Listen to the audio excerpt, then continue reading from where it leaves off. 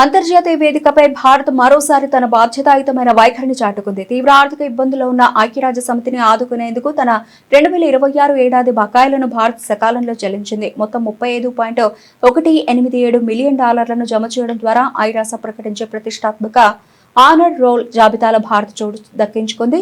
అగ్రరాజ్యం అమెరికా వంటి దేశాలే తమ వాటా నిధులను సకాలంలో చెల్లించక ఐరాస ఆర్థిక పతనం అంచున ఉన్నట్లు సెక్రటరీ జనరల్ ఆంటోనియో గుటెరస్ హెచ్చరిస్తున్న తరుణంలో భారత్ ముందుండే నిధులు విడుదల చేయడం విశేషం. ఐరాస నిబంధనల ప్రకారం నోటీసు అందిన 30 రోజుల్లోపు పూర్తి నిధులు చెల్లించే దేశాలని ఈ ఆనర్ రోల్లో చేరుస్తారు.